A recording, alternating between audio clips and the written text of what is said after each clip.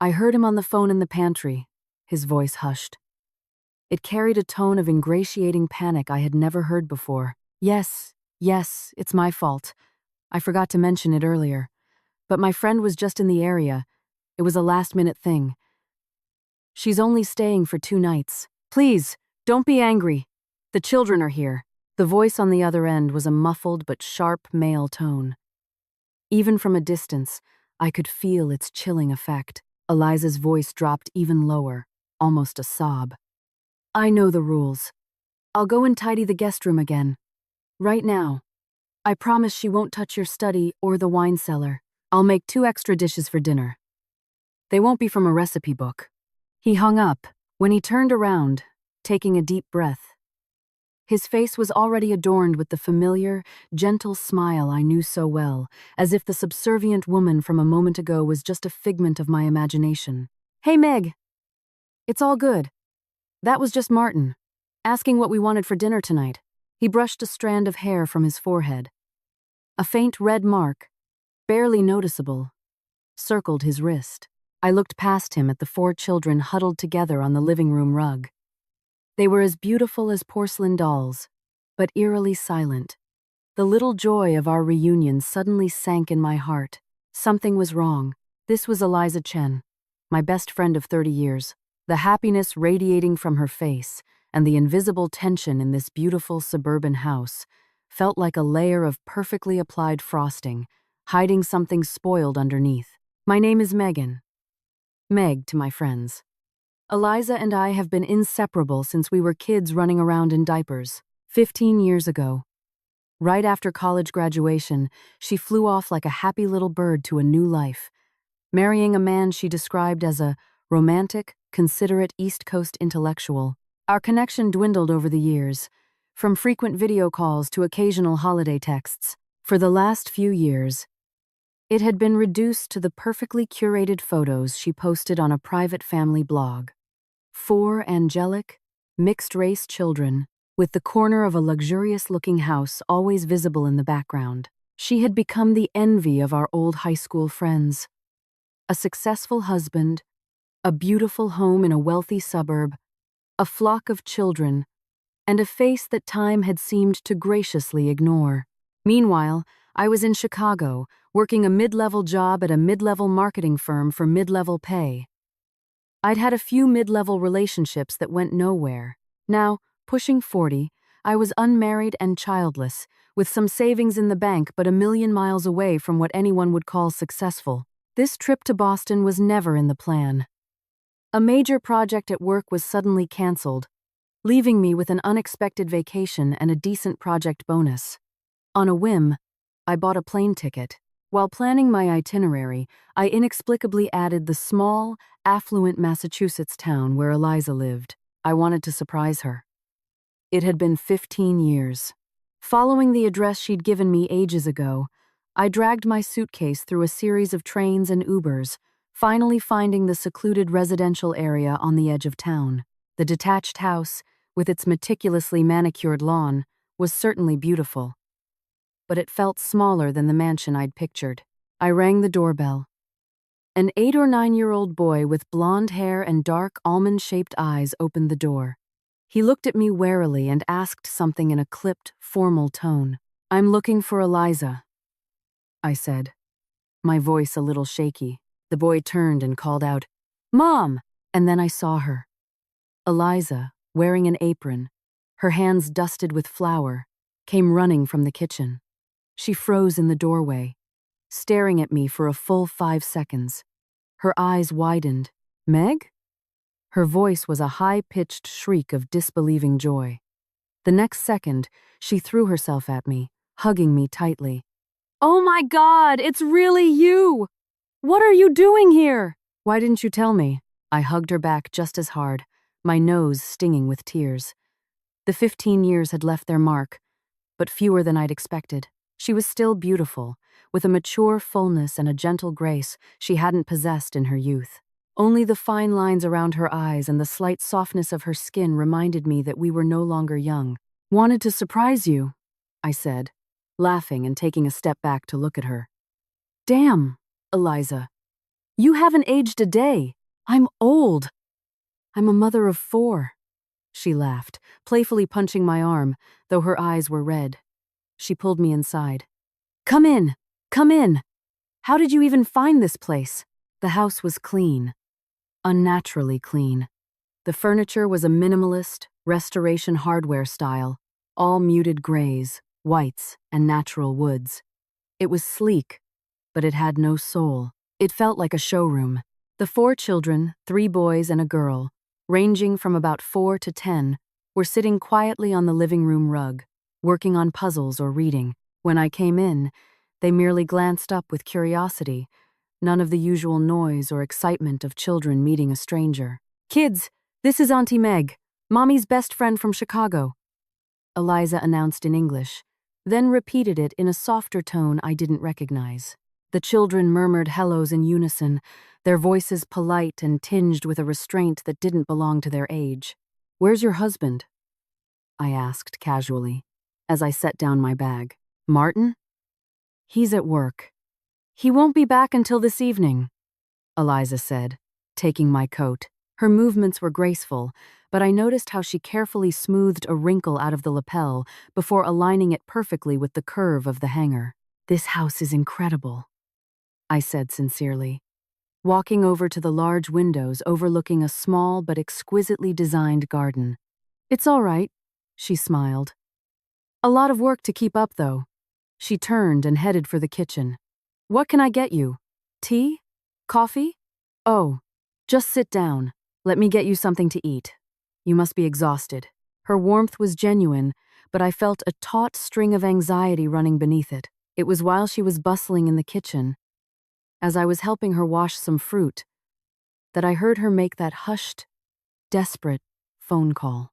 I saw her face transform in an instant. From panic and pleading to placid tenderness, my heart sank. This man, Martin, whom I hadn't even met, was already casting an uncomfortable shadow. Eliza soon returned with iced tea and homemade cookies.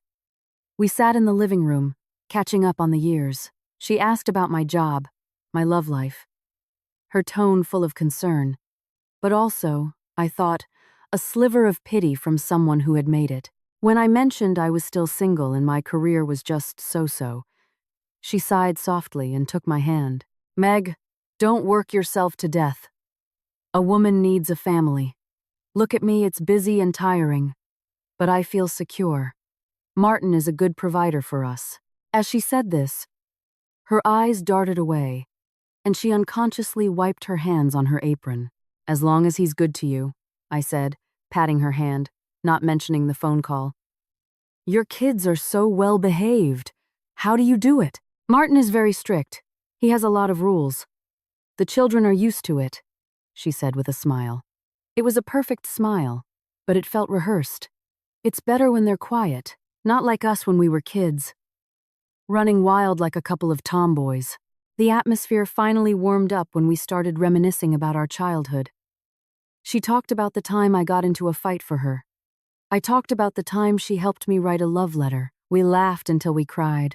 The children would occasionally look over, a hint of curiosity in their eyes, as if they'd never seen their mother laugh so freely. Time flew by in a haze of nostalgia. In the early evening, we heard a key turn in the front door. Eliza practically leaped off the sofa. Her wide smile tightened into something more composed, more placid. She hurried to the entryway, Martin's home. I stood up too. The door opened, and a tall, imposing man walked in. He had dark brown hair, gray-blue eyes, and sharp features. He was wearing a perfectly tailored suit and overcoat. Probably in his mid-40s. He was handsome and carried an air of effortless authority. This was Martin, the man Eliza married. Darling, you're home, Eliza said, her voice as soft as honey as she took his briefcase and coat. This is my best friend I've told you so much about, Megan. Martin's gaze fell on me, a polite, impeccable smile spreading across his face. Welcome, Miss Jo. Eliza speaks of you often. It's quite a surprise to have you here. He extended a hand. I shook it. His grip was firm and powerful, the handshake timed perfectly. A true gentleman. Please, call me Meg. Sorry for dropping in like this. Martin, not at all. Any friend of Eliza's is a friend of ours. He smiled, his eyes scanning the living room. They paused for a second on the children, who immediately sat up straighter. He looked back at Eliza, his smile unchanged, but his tone held a new, subtle edge. How is dinner coming along? Meg has come a long way. We should treat her to a feast. It's almost ready, Eliza replied instantly. I bought fresh salmon and made a soup. Excellent. Martin nodded. He turned to me. Meg, please, make yourself at home. I'm just going to change. He went upstairs, his steps firm and even. Eliza visibly relaxed, shot me a quick smile, and hurried back to the kitchen. Dinner was lavish and beautifully presented. Martin sat at the head of the table, his manners elegant, his conversation witty. He asked me about my travels and about life in Chicago, feigning genuine interest, but I couldn't shake the feeling that his smile never quite reached his eyes. Behind the politeness was a cool, detached assessment. Throughout the meal, the 4 children ate in silence, making almost no noise. They handled their cutlery with flawless precision. They only spoke in short, respectful answers when Martin addressed them directly. Eliza was constantly serving Martin, cutting meat for the children, and barely eating anything herself. That same placid smile fixed on her face. Martin mentioned he was a senior executive at a medical device company. The work is demanding. The pressure is immense, he said, sipping his red wine and looking at Eliza. That's why order and tranquility at home are so important to me. Thankfully, Eliza manages the household perfectly. And the children are so well behaved. Eliza lowered her eyes. It's my duty, she murmured. What do you do for work, Meg? Martin suddenly asked me. I'm in marketing for a trading company, I answered honestly. Ah, trade. That must be difficult, especially for a woman. He nodded, his tone flat. Eliza used to think about working, but I believe that a woman's most important stage is the home. Her greatest achievement is managing her family well. Isn't that right, darling? Eliza looked up, met Martin's gaze for a fleeting moment, then quickly looked down again and whispered, Yes, of course. Eliza is clearly a wonderful wife and mother, I said, trying to smooth things over, though a sour taste was forming in my mouth. His words sounded reasonable, but coming from him, they felt like a condescending verdict. After dinner, Eliza put the children to bed, and Martin invited me to the living room for a nightcap. I hear the economy in the Midwest is booming. Lots of opportunity, he said, swirling the brandy in his glass. But the competition must be fierce. A woman like you, traveling alone, is very independent, very brave. It's all right. Just seeing the sights, I said. It's easy when you're on your own. Not like me, with a whole family to support. He chuckled, a strange look in his eyes. But freedom comes at a price, doesn't it? I smiled and didn't answer.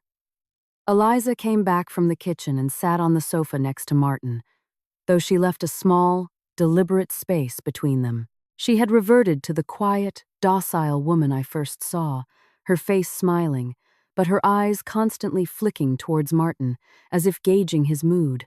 Martin asked a few more innocuous questions about my trip. I said I'd probably stay for 2 or 3 days. Eliza hasn't seen a friend in a long time. You should stay and keep her company, Martin said, sounding very reasonable.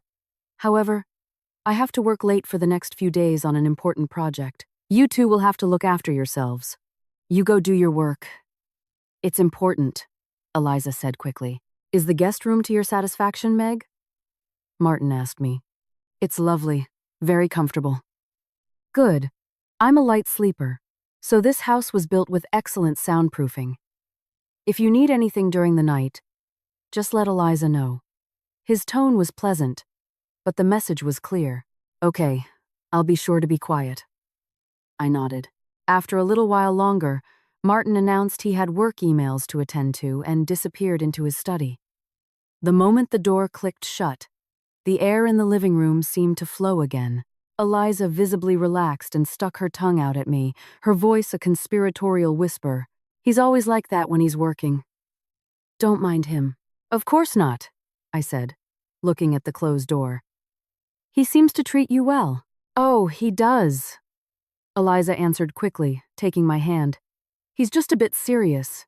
You know, that traditional East Coast upbringing. So many rules. But he's a responsible family man.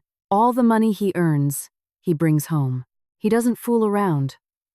A man like that is hard to find these days. She sounded like she was trying to convince me. And perhaps herself.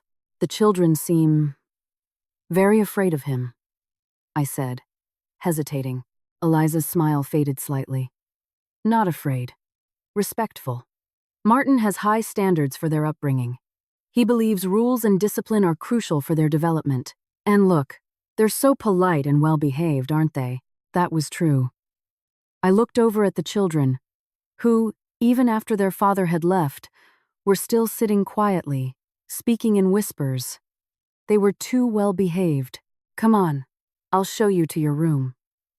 You must be tired, Eliza said, changing the subject. The guest room was on the first floor, clean and impersonal, with an ensuite bathroom. Get some rest. Let me know if you need anything, Eliza said, helping me make the bed.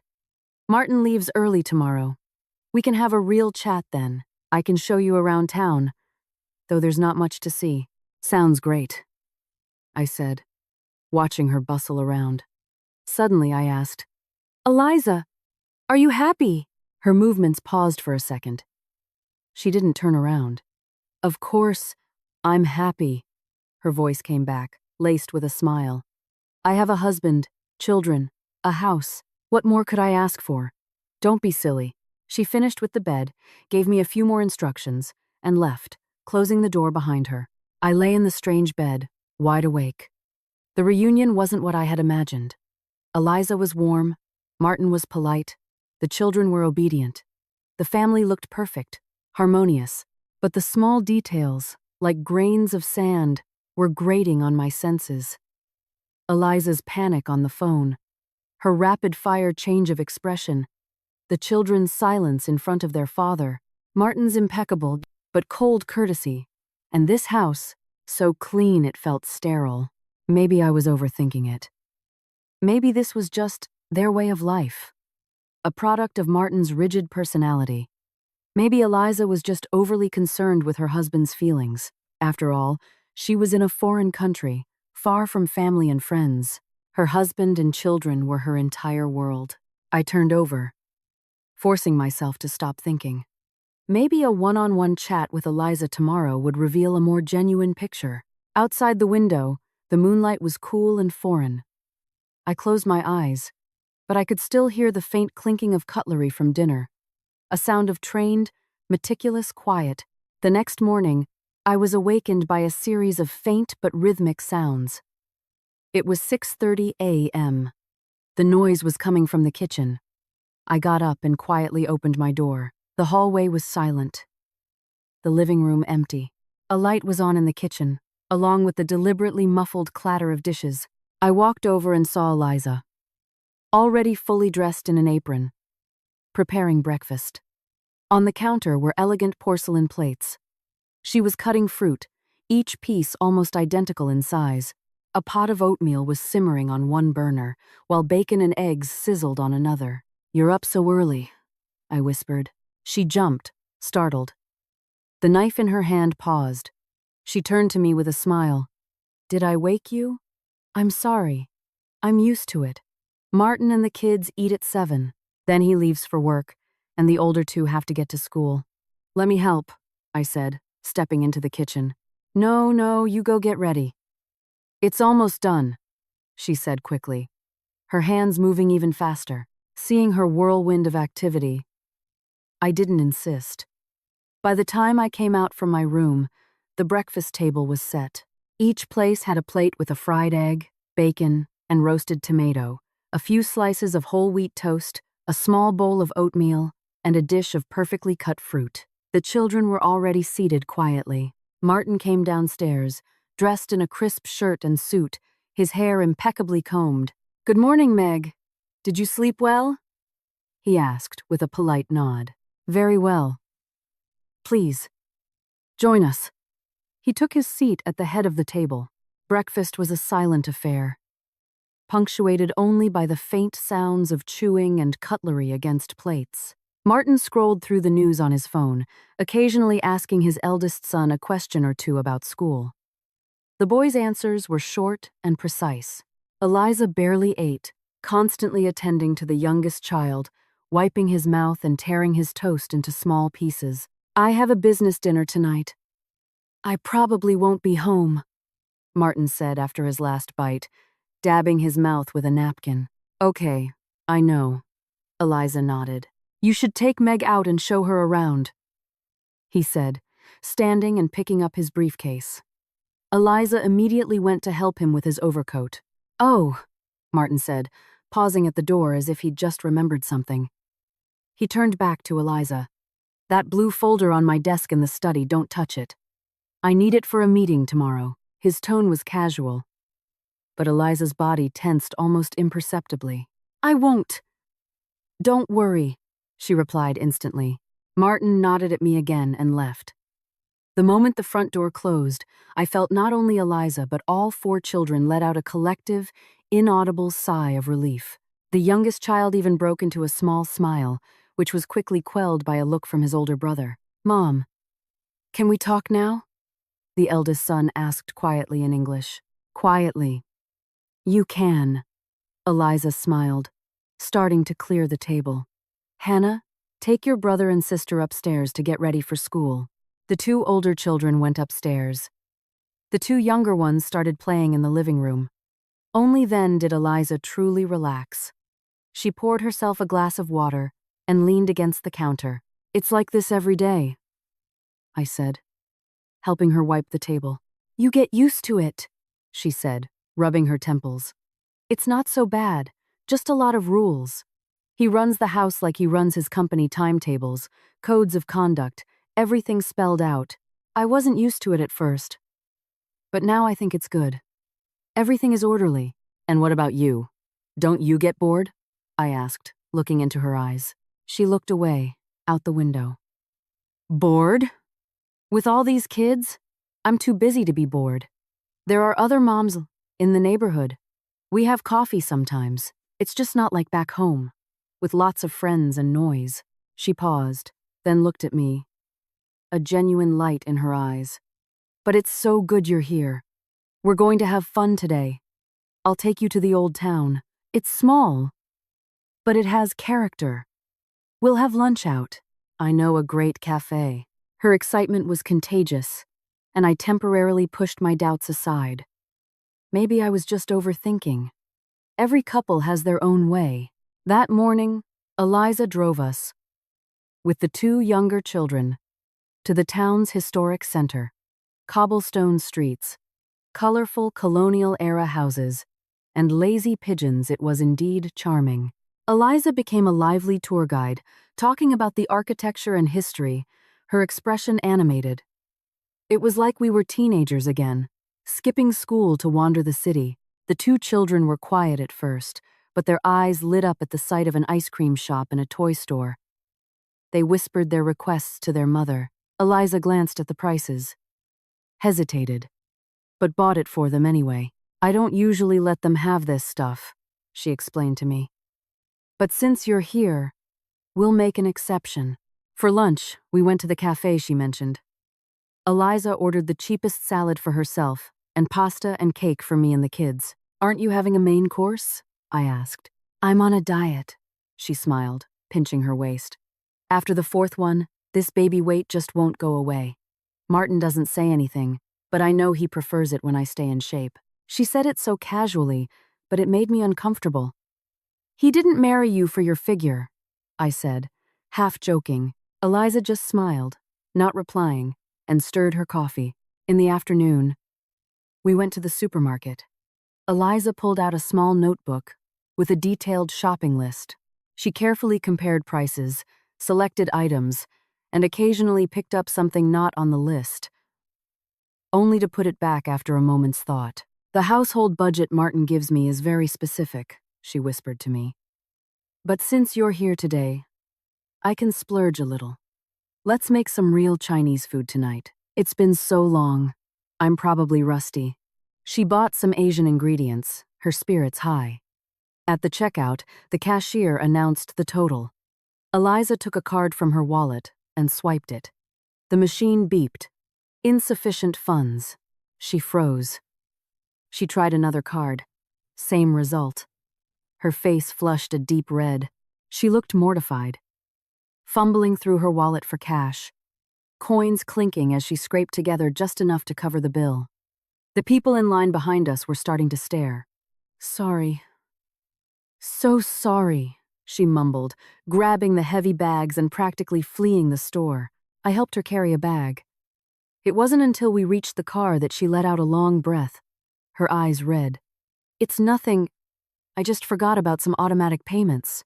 There wasn't enough in the account, she said, forcing a smile. Martin usually handles all this. I only keep a little cash on me for groceries. He doesn't give you money? I asked. A little too directly. He does. He gives me the household allowance, she said, her tone defensive as she loaded the bags into the trunk. It's just, he knows I'm not good with finances, so he manages it closely. It's better this way, so I don't overspend. He's doing it for the good of the family.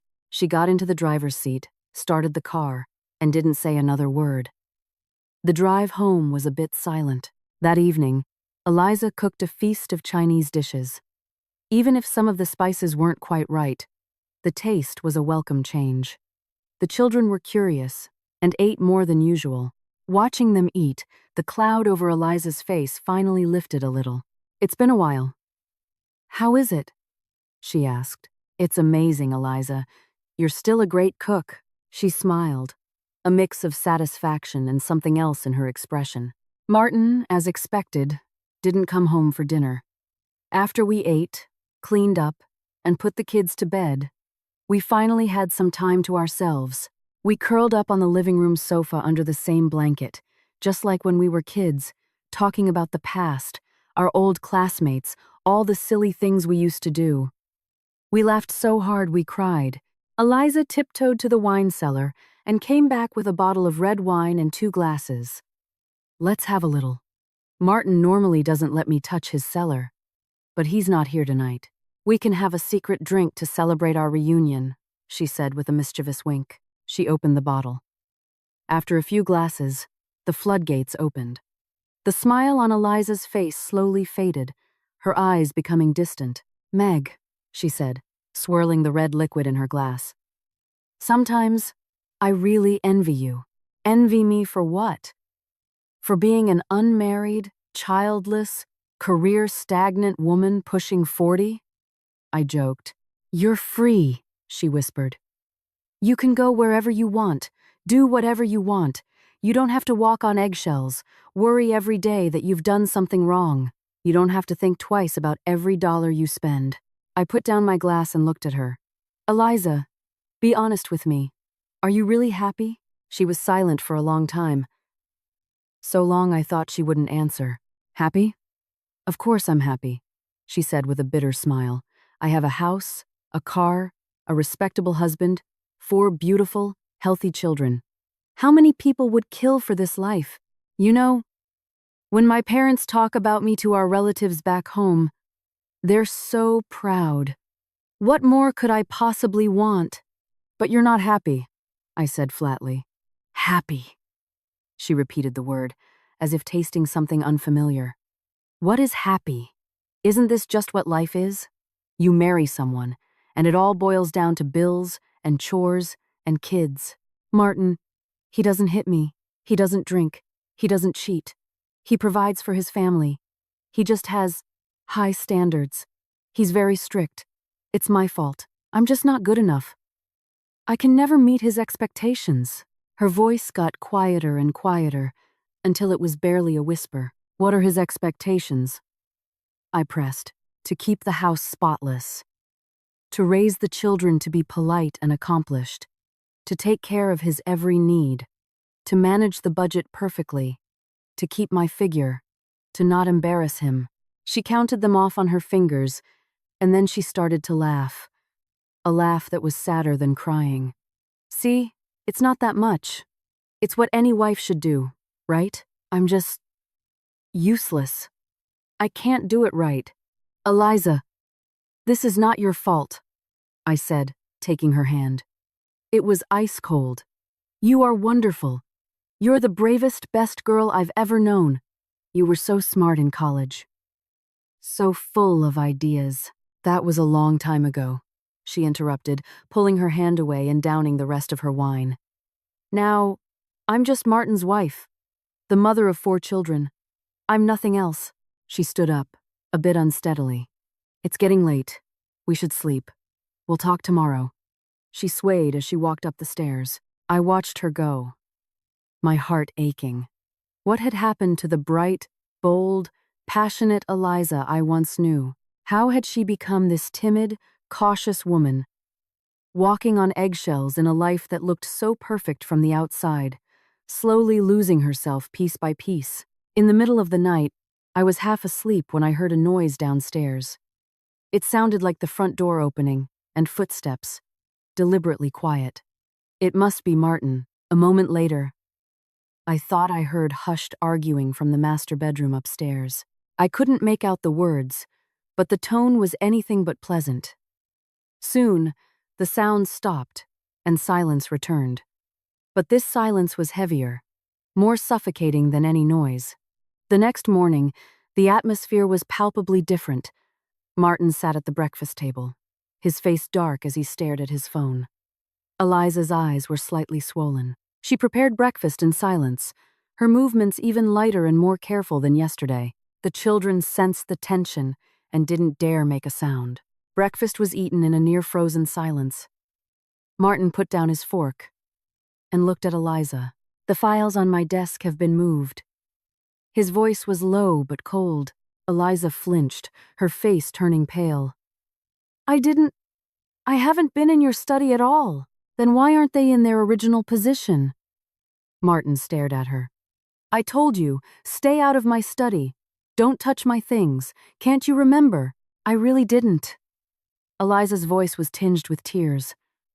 Maybe it was the kids? The children know the rules. They wouldn't go in there.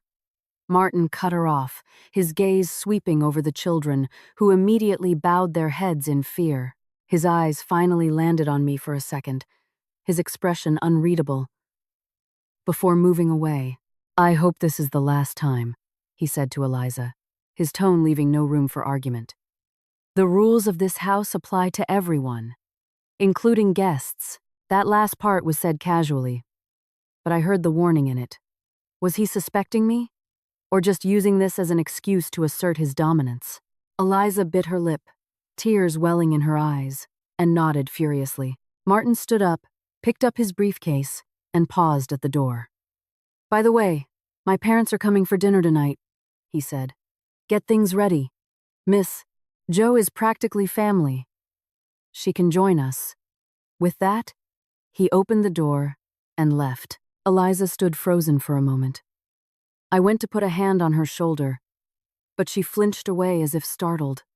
I need to get ready, she said, her head down, and rushed to the kitchen. She began cleaning and organizing with a frantic energy, as if trying to exercise her emotions through housework. Watching her, the unease in my gut intensified. This man, Martin, and this seemingly perfect family, what other secrets of control and oppression were hidden here? His parents were coming tonight. What would that bring? For the rest of the day, Eliza was in a state of high alert. Like a soldier preparing for inspection, she deep-cleaned the entire house, top to bottom, even corners that were already spotless. She went over the dinner menu again and again, calculating the timing, terrified of making a single mistake. The children were made to change into their most formal clothes and practice greeting their grandparents. The air in the house was thick with a suffocating pressure. You don't have to be so nervous, I tried to console her. It's just a family dinner. It's different, Eliza said, polishing an already gleaming countertop without looking up. Martin's parents, they're very particular. I have to make everything perfect. She paused, her voice dropping. They always thought Martin could have married better. I can't give them any reason to criticize. I looked at her slumped shoulders and pursed lips and swallowed the rest of my words. Some splinters, if left in, only dig deeper. But you have to be careful about when and how you pull them out. In the afternoon, Eliza started cooking. This time, she didn't refuse my offer to help. She was making a traditional American-style dinner. Roasted chicken, mashed potatoes, green beans, gravy, with a starter soup and a dessert. Martin's parents are old-school New Englanders. They like this kind of food, she explained, beads of sweat on her forehead. At 6 o'clock sharp, the doorbell rang. Eliza jumped, quickly took off her apron, smoothed her hair, took a deep breath, and plastered a perfect, gracious smile on her face before going to the door. An elderly couple entered. The man was silver-haired but stood as straight as Martin, dressed in an expensive cashmere sweater. His expression was stern, his eyes sharp and appraising. The woman was equally well-dressed, her silver hair perfectly coiffed, her makeup tasteful. But the lines around her downturned mouth and her critical gaze suggested she was not an easy person to please. These were Martin's parents, Mr. and Mrs. Davenport. Father. Mother. Welcome, Martin said, greeting them with a polite hug. He was noticeably more deferential than usual. Mr. Davenport gave a curt nod, his eyes scanning the living room before landing on Eliza. Is dinner ready? Yes, Father. We can eat whenever you're ready. Eliza's voice was even more submissive than usual. And who is this? Mrs. Davenport's eyes fell on me, her gaze openly sizing me up. This is Eliza's friend from Chicago. Meg, Martin introduced. Ah, a guest. Mrs. Davenport nodded, a greeting that was barely a greeting, before her attention shifted to the children. Only then did a flicker of what could be called warmth appear on her face. She said a few words, and the children came forward to greet them politely, receiving a reserved pat on the head in return. Dinner began. At the long dining table, Mr. Davenport sat at the head, with Martin to his right and Mrs. Davenport to his left. Eliza and I sat opposite them, with the children at the far end. The atmosphere was even more oppressive than when it was just Martin. The conversation was mostly between Mr. Davenport and Martin in rapid-fire English, discussing business, the economy, and names I didn't recognize. Mrs. Davenport would occasionally chime in with news about some relative or a friend from their social circle. Eliza barely spoke, just ate quietly and attended to everyone's needs. The oppressive atmosphere made the food taste like cardboard. The chicken was roasted to a perfect golden brown, but it felt dry in my mouth. Miss Jo, what is it you do in Chicago? Mr. Davenport suddenly switched his attention to me, his sharp gaze breaking the circle of their private conversation. I work in marketing for a trading company, I replied politely, putting down my fork. Trade. A fine industry, he nodded, his expression unchanging. The global market is vast, but the competition must be intense, especially for women in senior positions. It sounded like small talk, but the appraising tone was still there. It has its challenges, I answered carefully. Eliza used to work, for a very short time. Mrs. Davenport suddenly interjected, her tone flat. But then the children came along. Family is more important. Martin needs a wife who can provide a stable home front. That is very important. You seem so independent, Miss Jo. Do you plan to work your entire life? The question was for me, but her eyes were on Eliza. Eliza's fork paused midair. I suppose it depends. I smiled, my tone gentle but firm. A career provides a sense of accomplishment and financial independence. I think that's quite important for a modern woman. Financial independence! Mr. Davenport snorted softly, just loud enough to be heard. True independence comes from having irreplaceable value and a clear role within the family structure. Dividing one's attention often leads to mediocrity in all things. Martin said nothing, just slowly cut his food, seemingly agreeing with his father. So, Miss Zhou, is this trip to Boston for business or pleasure? Mrs. Davenport changed the subject, but the probing look in her eyes remained, mostly for pleasure. And to see Eliza. Ah, a vacation. How lovely, she nodded. Then, as if an afterthought, she added, "We traveled to Asia last year. The service in Japan was impeccable. We also spent a few days in China, very bustling, developing so quickly. But some areas could certainly improve in terms of orderliness." It sounded like an objective comment, but her tone and expression gave it a different flavor. Eliza bowed her head even lower. A spark of anger ignited in me. But I reminded myself that these were Eliza's in-laws. I couldn't make a scene. Every country has its own culture and pace. It just takes some getting used to, I said, maintaining my smile. Adapting is one thing. Choosing is another. Mr. Davenport picked up the thread, looking at Martin, but speaking for everyone to hear. Martin's choice to expand the business into Asia was visionary, but the most important choice one makes is always the people and the environment one surrounds oneself with. A stable, harmonious family environment that meets expectations is the cornerstone of success. It was a blatant lecture, aimed at putting pressure on Eliza and hinting that my presence might be disrupting that stability. Martin finally spoke, his tone one of practiced nonchalance. "Father is right. Eliza has been working very hard to adapt. She's done a good job. A good job." The words were a final verdict on Eliza's day-long, high-strung performance, delivered lightly, but weighing a ton. Eliza looked up and forced a smile at Martin. It was a smile that made my heart ache. The rest of dinner reverted to their family affairs. I mostly kept quiet, observing. I observed that Mr. Davenport was intimately familiar with Martin's business, down to specific figures. Their conversation was more like a subordinate reporting to a superior. I observed Mrs. Davenport's subtle criticisms of the table setting, the food, even the children's posture. Most of all, I observed that throughout the entire meal, Eliza was like a beautiful piece of furniture. A well-trained servant. Her opinions, her feelings, were irrelevant.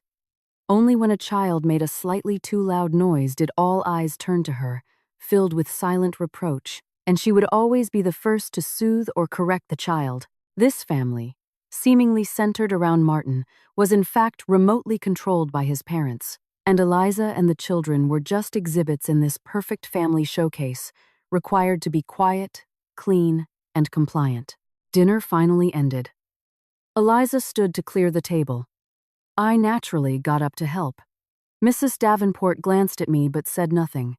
In the kitchen, Eliza turned on the faucet. The sound of running water drowned out the conversation from the other room. Her back was to me. Her shoulders slumped. The confident facade she had maintained all evening crumbled. "Meg, I'm sorry," she whispered, her voice heavy with exhaustion and shame. "They're always like that. They don't mean any harm. Don't take it to heart." "I'm fine," I said, putting the plates in the sink. "Eliza, is this how it always is?" She was silent, washing the dishes. After a long moment, she said, "They don't visit often, just a few times a year. I just have to endure it." "Endure it?" I seized on the word. "You get used to it." She used that phrase again, as if it were her mantra for all of life's troubles. From the living room, I could hear Mr. Davenport's voice, asking Martin about some project's progress, mentioning risk control and financing. Martin's answers were a bit vague but confident. As I dried the dishes, a detail suddenly surfaced in my mind. Eliza's declined card at the supermarket. As a senior executive, Martin's income must be substantial. Even with a tight budget, it made no sense for his wife to have so little money for groceries, especially with a guest in the house. And his intense anxiety about the file in his study, was it really just about rules? His obsessive control over the household, his near-impossible standards for his wife, and his parents' condescending, utilitarian attitude towards everything, including marriage. These pieces didn't quite fit together yet, but a sense of foreboding was growing stronger. After we finished cleaning, we returned to the living room. The Davenports were getting ready to leave. As they were saying goodbye, Mrs. Davenport took Eliza's hand in a gesture of false intimacy. "Eliza, you take wonderful care of the house and the children. We're very pleased. Martin works so hard and is under a lot of stress. You must be understanding and do your part. It gives us peace of mind." Eliza nodded meekly. "I will, Mother." "Miss Joe." Mr. Davenport looked at me one last time before leaving. "Thank you for joining us. I hope you have a pleasant trip. Eliza is lucky to have a friend like you, but a friend, no matter how good, is still a guest. They have their own life to return to. Wouldn't you agree?" His words were a thinly veiled dismissal. A polite, "Get out." "Of course, Mr. Davenport. Thank you for the reminder," I said, meeting his gaze without flinching. But a true friend not only shares the good times, but also lends a hand when it's needed, no matter how far apart they are. He seemed surprised by my directness. He gave me a long, hard look, then turned and left without another word. After seeing them off, Martin loosened his tie, a genuine weariness on his face. But when he looked at Eliza, that weariness transformed back into his usual calm, appraising stare. "You did well today," he said, like a boss giving a quarterly review. The children were especially well behaved. The dinner was adequate, though the chicken was a bit dry. Pay more attention next time. "Okay. I'll use a meat thermometer next time," Eliza immediately replied. Martin nodded. Then, as if remembering something, he said, "I have some work to finish. I'll be sleeping in the study tonight. You go to bed early." He walked straight to his study and closed the door. Eliza stood there, staring at the closed door, her face blank, a deep exhaustion in her eyes. The children were sent to bed. We were alone in the living room again. "So, you saw it all," Eliza said with a twisted smile. "This is my life. Looks perfect, doesn't it?" I didn't know what to say. I just took her cold hand. "Honestly, you get used to it," she repeated. I don't know if for my benefit or her own. At least he gave me a home, a stable life for the children. Many women don't even have that. "Eliza, you deserve better," I said, the words feeling inadequate. "Better?" She looked at me, her eyes vacant. "What's better?" "Meg, I'm 38 years old. I have 4 children.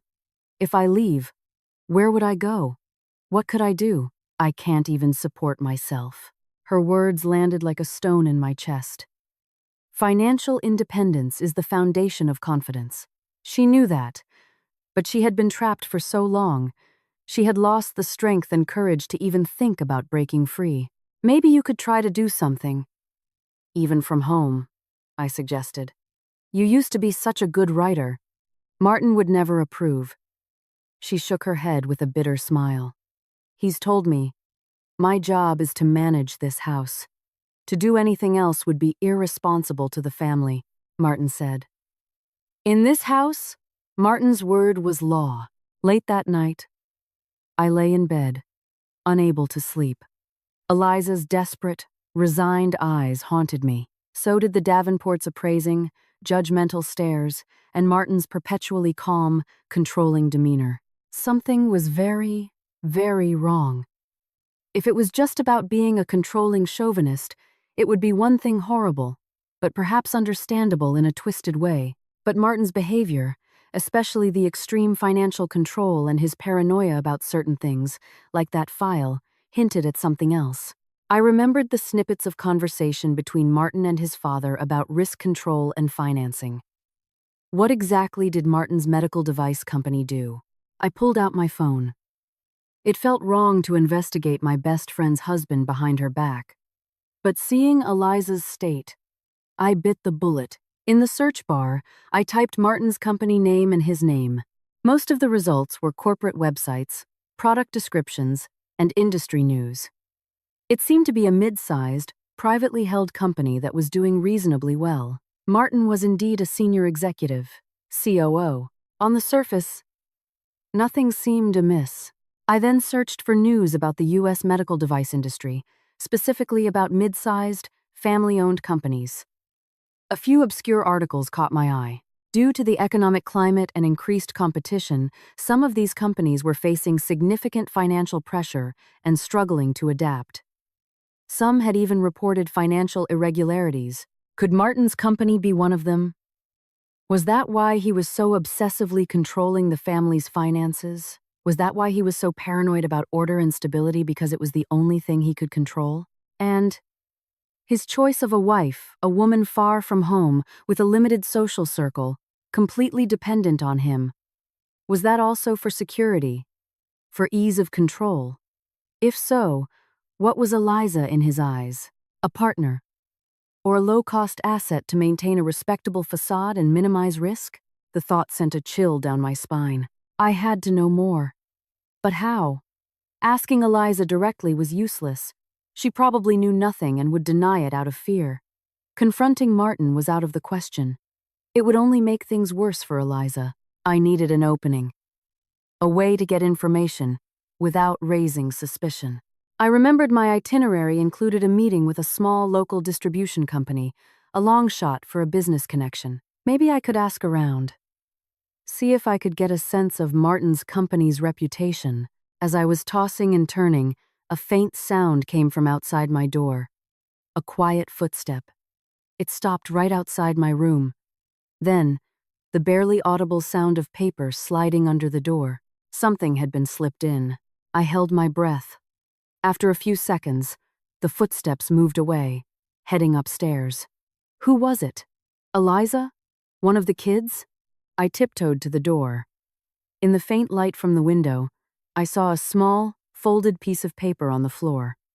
I picked it up and unfolded it. It was in English, the handwriting shaky and crooked, as if written in a hurry. Auntie Meg, please help Mom. Dad's computer password is Mom's birthday backwards plus my birthday. There are bad things on it. Don't say it was me. There was no signature.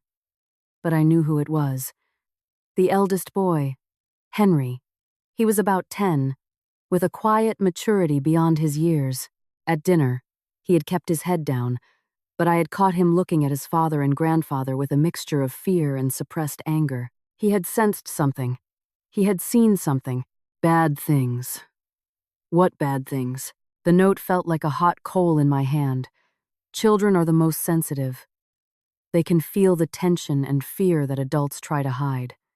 Henry was reaching out to the only outsider he thought could make a change, and he had given me the key to the secret.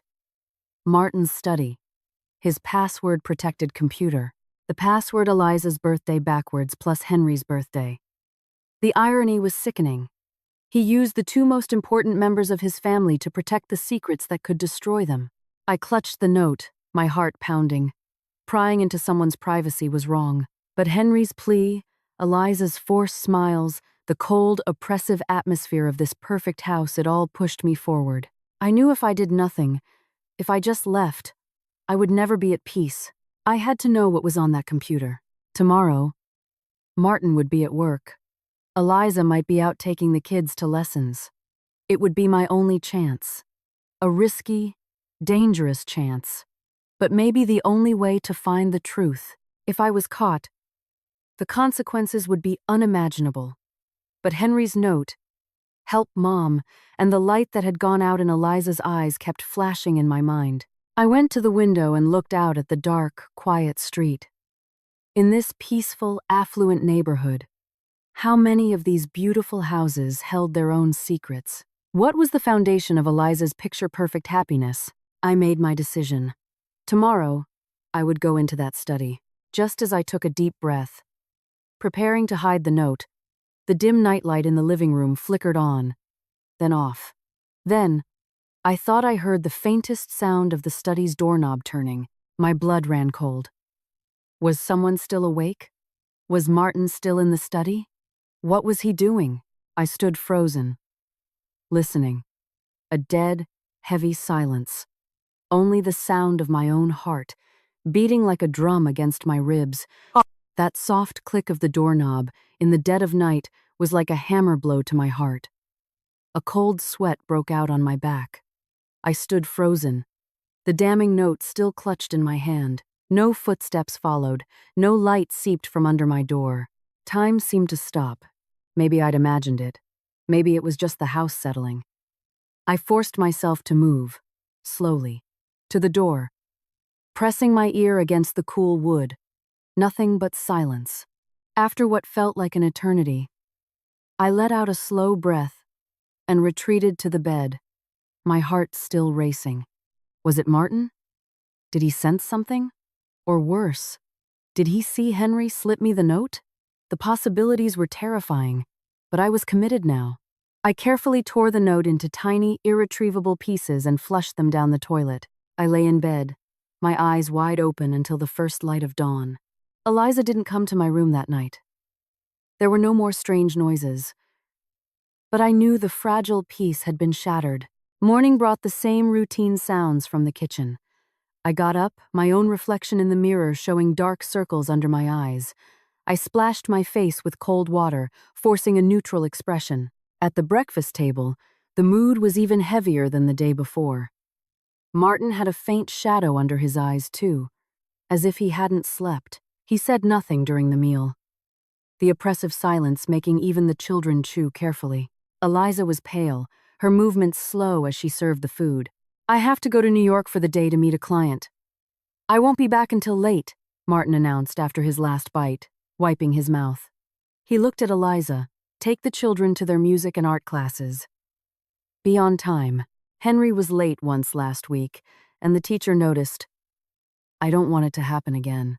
Okay, I will, Eliza murmured. Meg, Martin's gray-blue eyes, devoid of emotion, turned to me. What are your plans for today?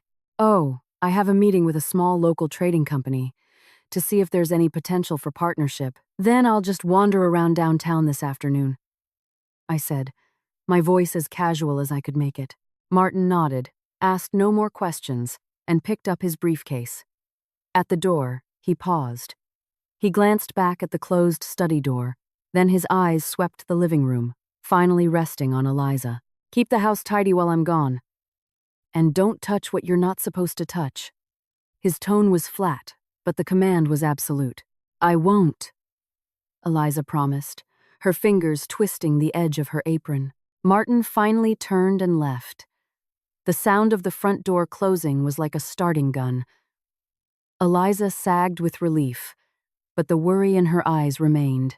He didn't sleep well, I said conversationally, helping clear the table. I guess not. A lot of pressure at work, Eliza replied vaguely, avoiding my eyes. Meg, I have to take the kids to their lessons in a bit. It'll be about 3 hours. Will you be okay on your own? There's food in the fridge. Don't worry about me. You go ahead, I said, looking at her. You don't look well. Are you okay? I'm fine. Just didn't sleep well. She forced a smile. I'll go get the kids ready. At 9 a.m., Eliza left with the 4 children. The sound of the car engine faded, and the huge house fell silent. So quiet I could hear my own heart beating. It was time. But first, I had to be sure. I checked every window, then walked through the house, room by room, including the master bedroom and the kids' rooms upstairs. I was alone. I stood before the study door. The dark, solid wood felt like an impassable barrier. Henry's trembling words echoed in my mind. Help, Mom. I took a deep breath and turned the cold brass doorknob. Locked. I expected that. I'd noticed Martin locked it every time. But Eliza must have a key for cleaning. Where would she keep it? I checked the usual places, the key bowl by the door, the drawers in the living room. Nothing. I went to the kitchen. In an old cookie tin on top of the refrigerator, I felt a single, separate brass key. My heart sped up. This was it. I returned to the study, inserted the key, and turned. Click. The door opened. A faint smell of leather, paper, and electronics hit me. The study was small, but immaculate.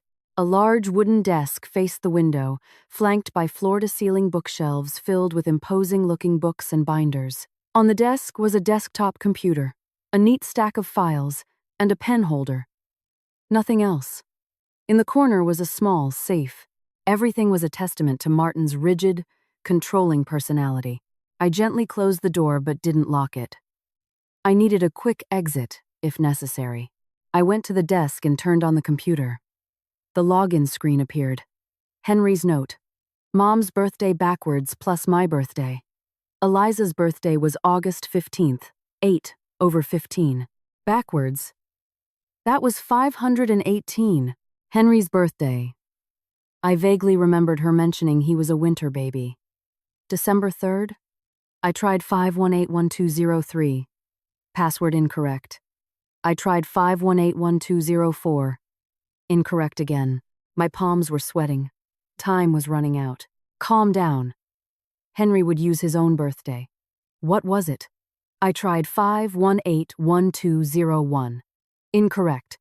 5181202. The screen flickered, and the desktop appeared. I let out a breath of relief. But my heart felt heavier. The boy hadn't lied. He knew the password, and he had used it to ask for my help. The desktop was clean, just a few standard icons and folders. Most were work-related, neatly labeled. Q3 2024. Reports, project contracts, vendor info. Nothing seemed out of the ordinary. But Henry said there were bad things. Where? I clicked through a few documents. They were dense, legal, and financial papers I couldn't make sense of. Time was ticking away. Maybe it was a hidden file? A browser history? Just as I was about to give up and check the browser, my eyes fell on the bottom right-hand drawer of the desk. It had a small combination lock, not a key lock. What could the combination be? I tried Martin's birthday. Nothing. Their anniversary. Nothing. On a desperate whim, I typed 5181202. Click. The lock opened. My hand was shaking as I pulled open the drawer. Inside, there were no papers, just a single, plain black USB drive. This was it. I quickly plugged it into the computer. It contained a single folder, named with a random string of letters and numbers. Inside were several video files, all created in the last few months. I clicked on the first one. The video was shaky, filmed from a hidden angle, in what looked like a conference room. It showed Martin and two other men in suits, one of whom I vaguely recognized as his father from last night. They were speaking rapidly. I couldn't understand everything, but a few keywords kept coming up. Risk, collateral, off the books, audit. The second video was in a warehouse. Martin was directing workers to load boxes labeled medical equipment onto an unmarked truck. The lighting was poor, but Martin's face was clear. The third was a screen recording of Martin's computer. It showed a transfer being made from an overseas bank account. The amount was huge. The recipient was an offshore company with a long name. The transfer note read, "Consulting fee." The fourth video showed Martin meeting a man with Middle Eastern or Central Asian features. The man handed him a thick briefcase. Martin opened it, and it was full of bundled stacks of cash. My blood ran cold. I didn't understand all the details, but the picture was terrifyingly clear. Martin and his company were involved in some kind of financial fraud, possibly even more serious crimes. Were the medical devices faulty? Where was the money going? What was that cash deal? The bad things Henry mentioned were far worse than I had imagined. This wasn't just about domestic abuse and financial control. This was criminal. If this came out, Martin would be ruined, possibly imprisoned, and Eliza and the children would be dragged down with him. Just then, I heard the front door open downstairs, followed by the faint sound of children's voices. How could that be? Eliza said she'd be gone for 3 hours. It had only been a little over an hour. Every hair on my body stood on end. I ejected the USB drive as fast as I could, closed the windows, and pulled the drive out, shoving it deep into my pocket. I shut down the computer. It all happened in seconds. I ran out of the study, pulling the door shut behind me, but I didn't have time to lock it. Footsteps were already coming up the stairs. It was Eliza. "Meg? Are you upstairs?" she called out, a note of confusion in her voice. "Yeah, in the bathroom." I called back, ducking into the hallway bathroom and flushing the toilet to cover the sound of my frantic heartbeat. I looked at my pale face in the mirror, took a deep breath, and splashed cold water on my. I opened the door and walked out. Eliza was standing by the master bedroom, looking worried. She relaxed when she saw me. There you are. Sorry, we're back early. Henry wasn't feeling well, a bit of a fever. The teacher told me to take him home. Henry's sick? Is it serious? My heart clenched. Was it from the stress of last night? It's okay, just a bit lethargic. I put him down for a nap, Eliza said, looking worriedly towards the children's room. She looked back at me. Are you all right? You look pale. I'm fine. Probably just some jet lag, I said with a weak smile, starting down the stairs. Do you need any help? No. I'll get him some water. Eliza followed me down. My eyes were drawn to the closed study door.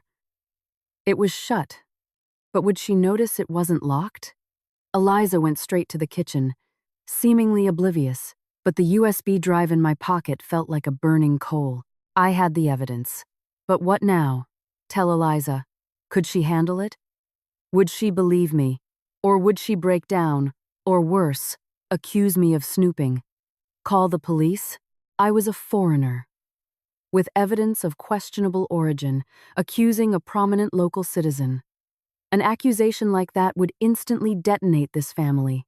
Eliza and her children would be caught in the blast zone, with nowhere to go. Consult a lawyer? I didn't know the first thing about the law here. Anonymously send the evidence to the authorities? The outcome would be just as devastating and unpredictable for Eliza. Meg? Eliza's voice pulled me back. She was holding a glass of water, looking at me with concern. Are you sure you're okay? Are you feeling sick? Her gaze was genuinely caring, but also probing. I realized my strange behavior might have already made her suspicious. I'm fine, I said, improvising. I was just thinking that I probably have to leave tomorrow, and I'm going to miss you. I went over and gave her a hug. Her body was stiff for a moment, then she relaxed and patted my back. Silly. You can always come back. Or, when things are easier, I'll bring the kids to visit you in Chicago. Her voice cracked a little. When things are easier. When would that be? In this beautiful, suffocating cage. Would that day ever come? I pulled back and looked her in the eyes. Eliza, I said, my voice serious. No matter what happens, you have to remember, I'm always your friend. I'm always on your side. If you need help, you have to tell me. Anytime, for anything. She stared at me, her eyes welling up. She nodded hard and forced a smile. I know. You too. Take care of yourself back home. Don't work so hard. Find someone who loves you. She had sidestepped the deeper meaning of my words. Or perhaps she was too afraid to even consider it. In the afternoon, Henry felt a bit better after his nap. While Eliza was busy with chores, I stayed in my room, my mind racing, replaying the videos from the USB drive. Telling Eliza directly was too risky. I had to find a safer, more professional way to handle this, a way that would protect her and the children as much as possible. I thought of someone, Larry, our company's corporate lawyer. He wasn't an expert in international law, but he was well-connected and, most importantly, trustworthy. Maybe I could ask him for advice, hypothetically, without revealing any names, about how to handle a situation like this and protect the innocent family members. But making an international call from this house was risky. With Martin's paranoia, the house could be bugged. I needed a secure way to communicate. That evening, Martin came home very late, smelling of alcohol and looking even more stressed than in the morning. He briefly asked about Henry, then retreated to his study with a dark expression. I heard the key turn in the lock. A short while later, the sound of his angry, muffled voice on the phone drifted from the room. Eliza was in the kitchen, preparing a late snack for him, her movements as quiet as a mouse, terrified of disturbing him. This was a night where no one would sleep well. I lay in bed, clutching the USB drive in my pocket. It was either the key to Eliza's escape from this gilded cage or the bomb that would destroy her entire world. I had to be careful. The next morning, I said I needed to go downtown alone to buy some souvenirs and take care of some travel arrangements. Eliza offered to come, but Martin was home that morning, having apparently canceled a meeting, so she had to stay and make lunch. She gave me detailed directions for the bus. I packed my bag, hiding the USB drive in a secret inner pocket. As I left the house and walked to the corner of the street, making sure no one was watching, I didn't go to the bus stop. I walked quickly in the opposite direction. I remembered passing a large electronics store a few blocks away. I needed to buy a couple of disposable, untraceable burner phones and some new USB drives. Then I'd find a public computer. Somewhere safe, like a large library or a university campus. I had to copy the evidence and contact Larry. Every step felt like walking on a tightrope. I didn't know if Martin would be suspicious of me going out alone or if he had other ways of monitoring the house. But I had no choice.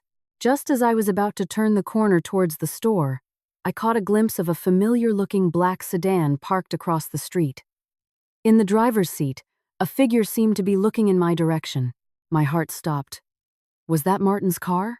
What was he doing here? Or was I just being paranoid? I didn't dare stop or look too closely. I picked up my pace and blended into the morning crowd, but the feeling of being watched was like a physical weight on my back. I forced myself not to look back, to keep a normal pace. But my palms were slick with sweat. Was it him? Was he following me? Or was it a coincidence?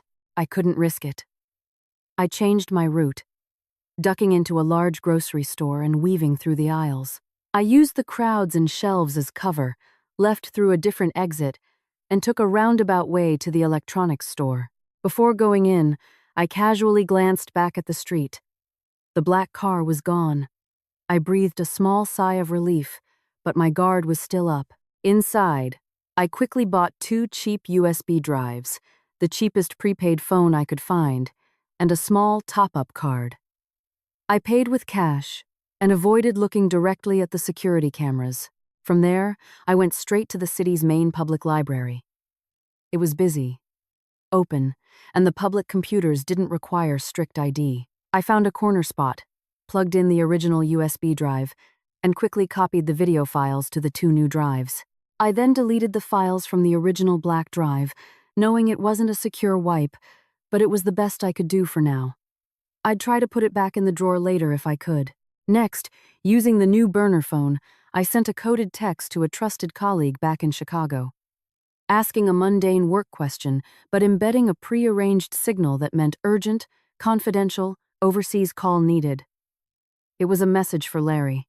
After that, I hid the new phone and the 2 backup drives in separate, secure places, one in a hidden compartment in my wallet, the other tucked inside the sole of my shoe. An old traveler's trick. I cleared my history on the library computer and left. On the way back, I was extra cautious, changing buses twice and getting off a stop early to walk the final stretch, constantly checking if I was being followed. Nothing. Maybe I had been mistaken that morning. But the unease lingered like a dark cloud. I got back to Eliza's house around noon. Lunch was ready. Martin was gone. Eliza said he'd had to go back to the office for an emergency meeting and wouldn't be home for dinner. She looked more haggard than yesterday, the dark circles under her eyes too deep to be concealed by makeup. "How's Henry?" I asked. "Much better. Just a little tired." "He's resting upstairs," Eliza said, her movements slow as she set the table. "Meg, did you get everything you needed?" "Yeah. Picked up some gifts," I said, watching her closely. "Eliza, is something wrong? You seem off." The chopsticks in her hand trembled and fell to the table. She scrambled to pick them up, forcing a smile. "It's nothing. I just didn't sleep well. Martin, he was in a terrible mood last night, stayed in his study until very late. I'm a little worried. About work? Probably. He's been under a lot of stress lately." "A lot," she sighed, her words trailing off. "Eliza, we're best friends. You can talk to me," I said, taking her hand.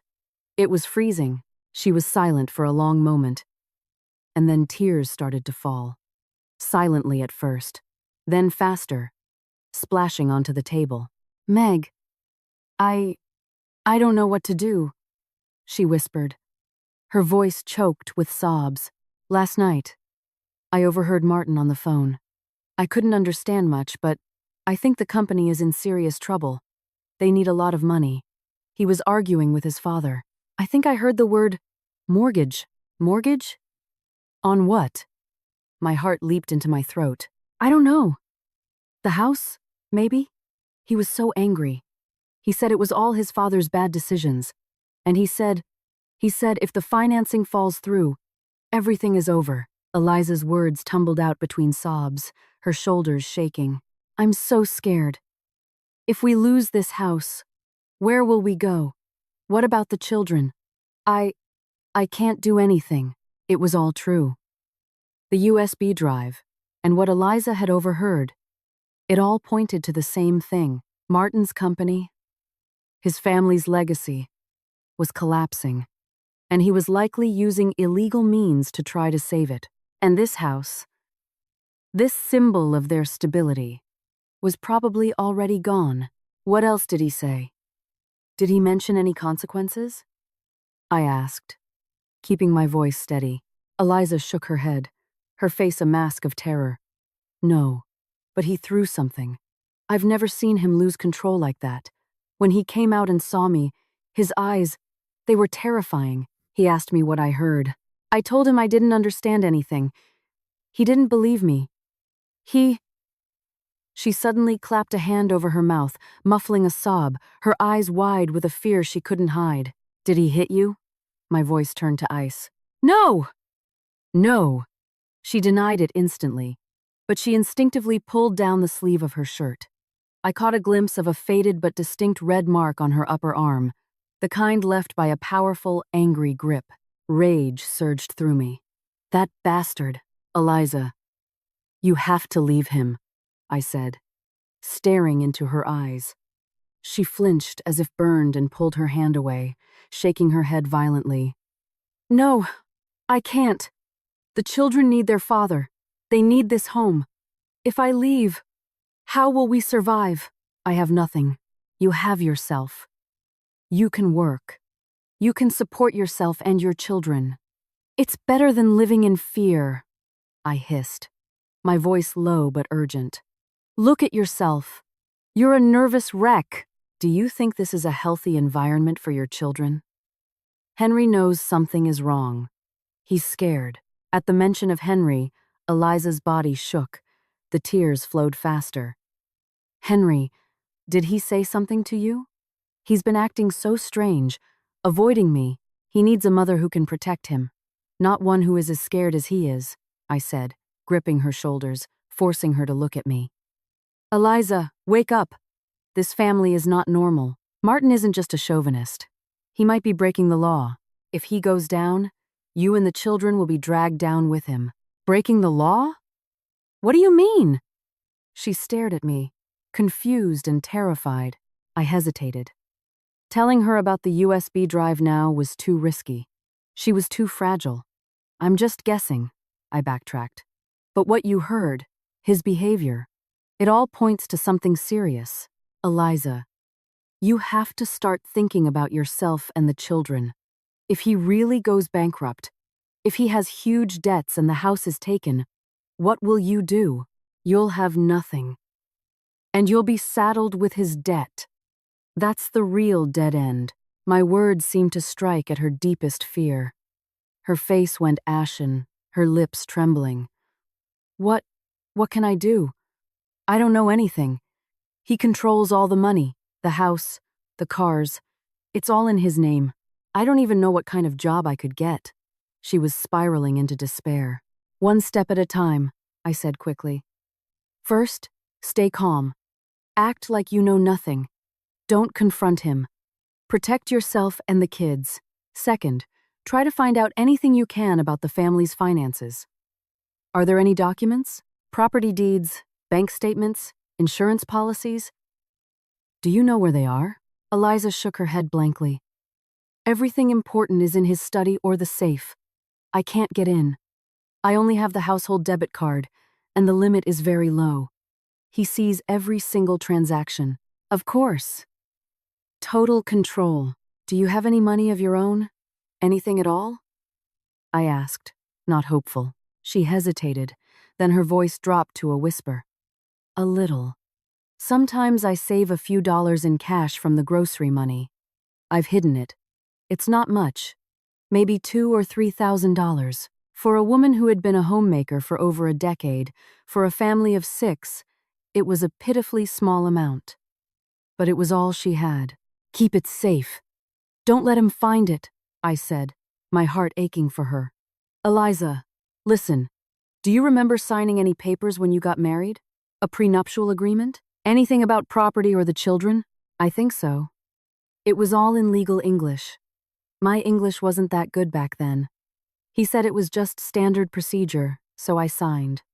The more she thought about it, the more scared she became. Meg, did I sign something bad? It was very likely. In such an imbalanced relationship, she could have unknowingly signed away her rights to any marital assets, or agreed to take on joint debt. The situation was worse than I thought. Eliza was almost completely isolated from the legal and financial structure of her own family. When the storm hit, she would have no protection. Don't panic. Knowing is the first step. I tried to reassure her, though I was terrified myself. Over the next few days, pay attention.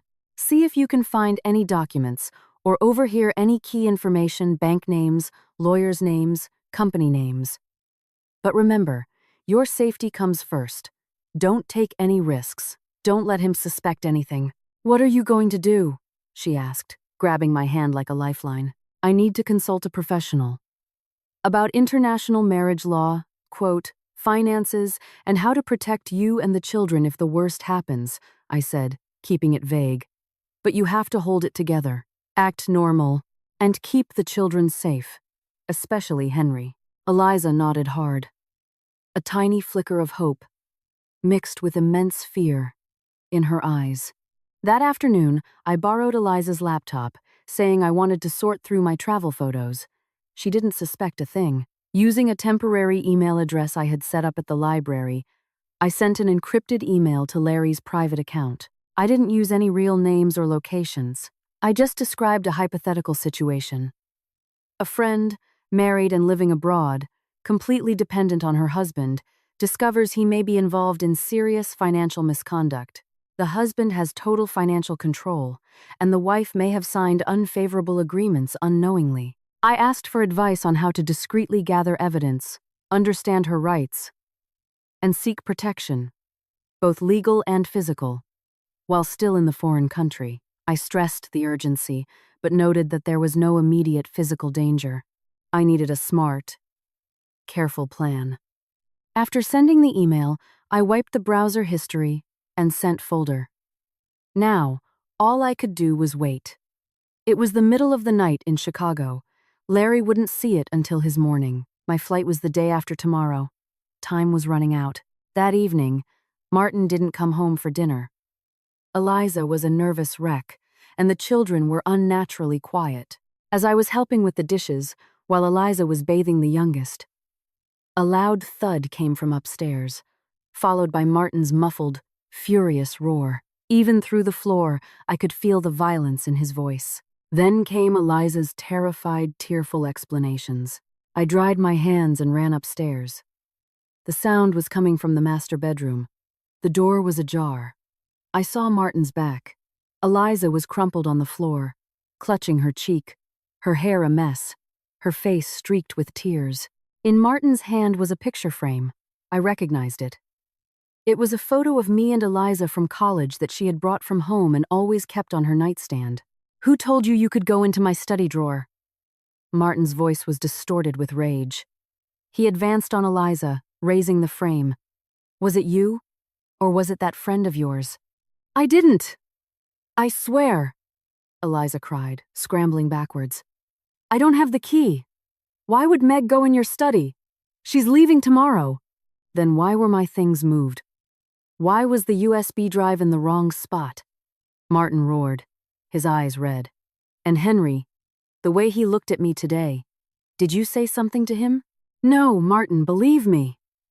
Eliza shook her head. Desperate. Believe you. Martin sneered, a chilling smile on his face. You useless woman. All you do is spend my money and cause me trouble. Do you have any idea what's happening with the company? Do you know we could lose everything?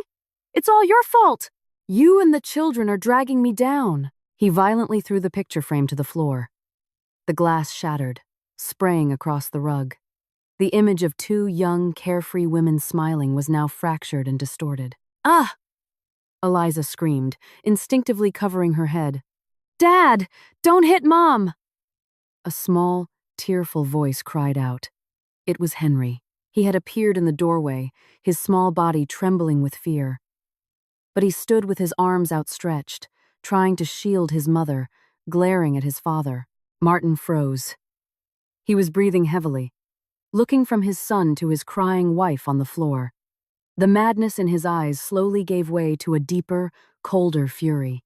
He slowly lowered his hand, straightened his tie. His voice, when he spoke again, was calm, which was even more terrifying than his yelling. Excellent. It seems the rules in this house have completely broken down. His eyes swept over Henry, over Eliza, and then past them, landing on me, standing in the shadows of the hallway.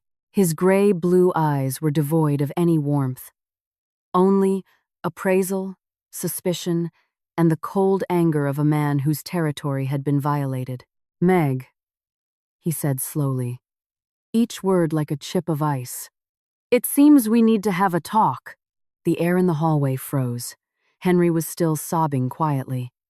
Eliza sat on the floor, looking helplessly from me to Martin, a clear handprint already forming on her tear-stained cheek. Martin stood amidst the wreckage, having already regained his calm, controlled, almost arrogant demeanor. But the chill in his eyes could freeze hell over. I took a deep breath and stepped out of the shadows. There was no point in hiding now. Martin, I said, my voice steady, though my heart was hammering against my ribs. I think we have more than one thing to talk about. He seemed surprised by my directness. A small, humorless smile touched his lips. Indeed. The living room. He gestured. A polite but non-negotiable command. I glanced at Eliza and Henry. Henry's face was pale. His lips pressed into a thin line, but his eyes held a strange mix of fear and hope. Eliza, take Henry to his room. Go clean up, I said, my voice calm. Eliza nodded numbly and, with Henry's help, struggled to her feet. She didn't dare look at Martin and hurried away. Martin watched them go as if they were irrelevant scenery. He turned and went downstairs. I followed, my palms slick with sweat. The real fight was about to begin. The USB drive was my trump card, but I couldn't play it yet. I had to know what he knew and what he wanted. We sat opposite each other in the living room. He didn't turn on the main lights, just a single floor lamp that cast his face in shadow, making him even more intimidating. Meg, he began, his fingers steepled. Your visit seems to have caused some unnecessary disruption to my family. Disruption? I countered. I'm just visiting an old friend. Visiting a friend, he repeated, his tone mocking. And suddenly my private study is entered, and my personal belongings are disturbed. Do you have proof? I asked calmly. Proof that it was me? Or Eliza? Or are you accusing us simply because your USB drive felt out of place? Martin, an accusation requires evidence, especially when it's against your own family. I stressed the word family. His eyes narrowed. This isn't your country, Meg. In my house, my feeling is the evidence. I don't appreciate outsiders meddling in my family affairs, and I especially don't like people sneaking around behind my back. He leaned forward. I know your type. Independent, opinionated. You probably think you're saving your friend. But let me tell you something. Eliza is fine. My family is fine. We don't need any outside interference. Your help only creates chaos. Like tonight. The chaos tonight was caused by violence, I shot back, unflinching. I saw it, Martin. You hit Eliza. That is not something that happens in a fine family. His face darkened. That is a private matter between my wife and me. A misunderstanding. What right do you have to question it? I'm not a lawyer. I'm her friend. I said, my voice firm. And when I see my friend get hurt, I have every right to be concerned and to question the person who hurt her. A real family isn't held together by fear and violence, Martin. Eliza is your wife, not your employee, and not your property. He let out a short, sharp laugh and leaned back. You're so naive, Meg. You don't know Eliza. You don't know our marriage. I know what she needs better than you do. A stable life. A safe environment. A good education for our children. I'm the only one who can give her that. Your so-called freedom and independence would be poison to her. She can't survive without me. Your help is pushing her off a cliff. His words were poison-tipped needles, aimed at Eliza's deepest fears and my own convictions. That's what you think, I retorted. You've never given her a choice. You've replaced love with control, respect with fear. You probably even had her sign unfair legal documents without her understanding them, making her completely dependent on you. That's not a marriage. That's a prison. At the mention of legal documents, Martin's eyes flickered, but he quickly composed himself. You seem to know a lot, Meg. His voice grew colder, but I should remind you. Slander is a serious offense here. Everything between Eliza and me is perfectly legal, and our family finances are none of your business. I suggest you mind your own affairs and leave on schedule tomorrow. It will be better for everyone. It was a clear threat, a dismissal, and if I don't, I straightened my back. What if I believe my friend and her children are in danger? Danger? He laughed, but there was no humor in it. You've been watching too many movies. The only one in danger here is you. A foreigner making baseless accusations against a citizen in his own home. I can assure you, you will run into a lot of trouble. Your visa, your flight, perhaps even your job back in Chicago. It's a small world. A chill ran down my spine. He'd looked me up. He was willing and able to cause trouble for me. Are you threatening me? A friendly warning, he said with a shrug. Look, we don't need to make this ugly. You're just an old friend of Eliza's, here for a few days.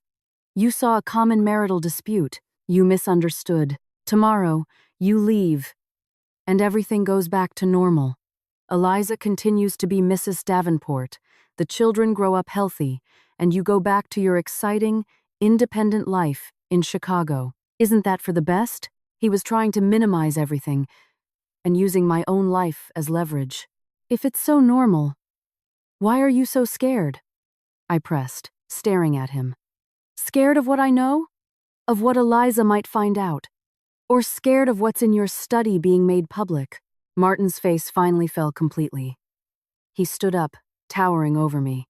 Meg, he said, his voice low and menacing. Some things are better left unknown. You're in over your head. I'm giving you one last chance. Leave with your dignity intact. Otherwise, I can't guarantee what will happen next. And Eliza and the children, they might suffer some unnecessary consequences because of your good intentions. Are you really willing to gamble with their lives for your own misguided sense of justice? He had found my weakness. Eliza and the children. He was using them as hostages. My hands clenched into fists. I couldn't risk their safety. Martin was ruthless. But to just leave, to abandon Eliza in this hell, I couldn't do that either. I needed time. I needed help. I needed a better plan. Fine, I heard myself say, my voice hoarse. I'll leave tomorrow. A flicker of satisfaction crossed his face. But, I said, looking up at him, before I go, I want to see that Eliza and the children are safe. I want your word you won't touch them again. Otherwise, Martin, don't forget, this is the digital age. Some information travels very, very fast. And your company doesn't seem like it could handle too much public scrutiny. It was a bluff, but it was all I had. Martin's eyes became incredibly dangerous. He stared at me, weighing my words. After a few seconds of suffocating silence, he finally bit out. Fine. They'll be fine. Now, go to your room and pack. I don't want to see you here in the morning. He turned and went upstairs without another word. I stood there until his footsteps disappeared, then slowly uncurled my fists. My palms were damp and stinging. I hadn't won. I had temporarily surrendered, but I had confirmed his guilt, his paranoia, and his willingness to use his family as shields, and I had bought myself one more night. I went to my room and locked the door. I leaned against it, finally letting myself breathe. I couldn't just leave. I checked my burner phone. No reply from Larry yet. I had to act fast. I sent another coded message. This time, to another trusted friend with international connections, signaling that the situation had escalated and I needed immediate information on reliable support networks or women's protection agencies in the Boston area. Then, I encrypted the contents of the backup USB drives and uploaded them to several secure, private cloud accounts. The evidence was now safe, even if the physical drives were lost. The hardest part was next. Eliza. I had to talk to her one last time, to prepare her. But how? With Martin on high alert, late that night, as the house was silent, I heard that same soft footstep outside my door. Another note slid underneath. It was from Henry. Auntie Meg, Dad is on the phone, selling things. Needs money fast. Mom is crying. I'm scared. He knows someone was on the computer. He is so angry. Be careful. Mom says you want to help her. Thank you. But Dad is very scary. My heart sank. Martin knew. And he was already trying to cover his tracks. There was no time to hesitate. I had to get a message to Eliza before I left. The next morning, I was up at dawn, making just enough noise packing for anyone listening to hear. At 7 a.m., I walked out with my suitcase. Eliza was in the kitchen. Her eyes swollen shut, her face caked with makeup that couldn't hide her despair. Her look was a mixture of guilt, fear, and hopelessness. Martin sat at the table, reading the paper. He glanced up at me, his eyes cold, then went back to his reading. Meg. So early, Eliza said, her voice raspy. Yeah. Want to get to the airport with time to spare, I said with a fake smile. I turned to Martin. Martin, thanks for your hospitality. He just grunted in response. I'll walk you out, Eliza insisted. No, it's okay. I called a car, I said, but her eyes pleaded with me. She thought I was abandoning her. Okay, just to the door. At the front door, with my back to the living room, I spoke in a rapid, low whisper only she could hear. Eliza, listen to me. After I leave, find a way to use the cash you have and buy the cheapest burner phone you can find. Hide it. Wait for my message. I will find a way to get a number to you. Protect yourself and the kids, especially Henry. Your safety is the most important thing. Don't fight him. Just buy time. Wait for me? Eliza's eyes shot wide open. The deadness in them was replaced by a spark of light. She grabbed my hand, her grip like steel, and nodded fiercely, tears streaming down her face. Take care. I squeezed her hand back, then let go, and walked out of that suffocating house without looking back. I didn't have a car waiting. I walked quickly to the bus stop, pulling out my burner phone. I dialed a number I had found last night for a local women's aid hotline. I explained the situation in English. My friend, a Chinese national, her American husband, the 4 children, the long-term emotional and financial abuse, the signs of physical violence, her husband's unstable financial situation, her isolation and fear. The woman on the phone was professional and calm. She gave me options. Call 911 for immediate extraction to a shelter. Or, if the situation was not immediately life-threatening, to make an appointment with their center for confidential counseling with social workers, therapists, and legal advisors. She gave me the number for a crisis shelter. I wrote it all down. Just then, an email came through. It was from Larry. It was concise. Personal safety is paramount. Gather any evidence, possible recordings, photos of injuries, journals. He gave me the contact for a trusted Chinese-American family law attorney in Boston. He confirmed that, as an unknowing spouse, Eliza might be protected from some of her husband's business debts, but it would require a lawyer's intervention. Finally, he gave me a secure messaging app to contact him directly. I had a plan. I called the Women's Aid Center and, posing as Eliza's friend, made an appointment for her that afternoon. I checked into a cheap motel downtown. I wasn't going to the airport. I had to stay. That afternoon, I waited near the center, disguised in a hat and mask. Just before the appointment time, I saw a familiar, terrified figure hovering on the street corner. It was Eliza. She had made it out. I checked to make sure she wasn't followed, then quietly approached her. She jumped when I touched her arm. "Don't cry.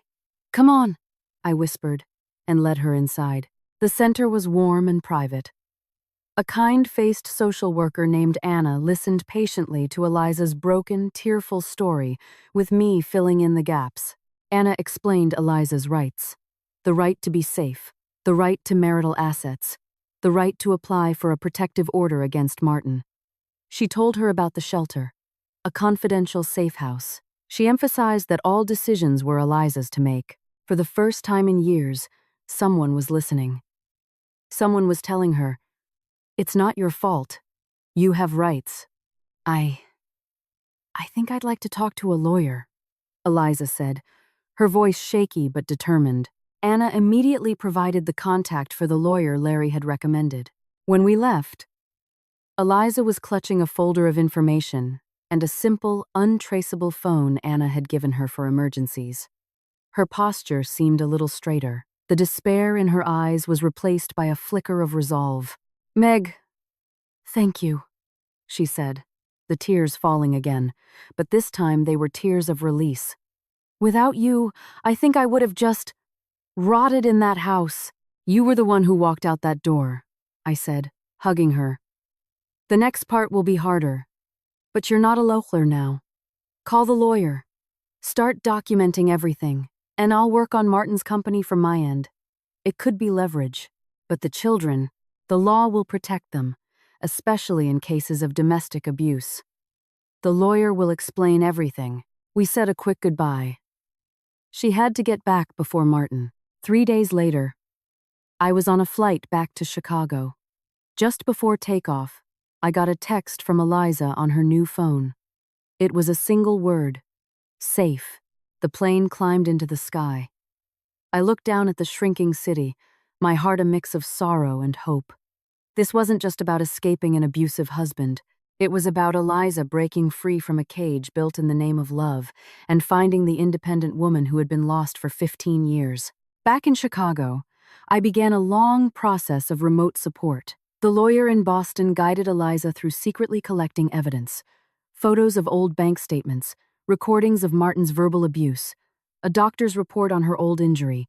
With help from a trusted friend in corporate investigations, we confirmed that Martin's family business was on the verge of collapse, propped up by fraud and illegal asset transfers. This information, strategically hinted at by her lawyer, became Eliza's most powerful weapon.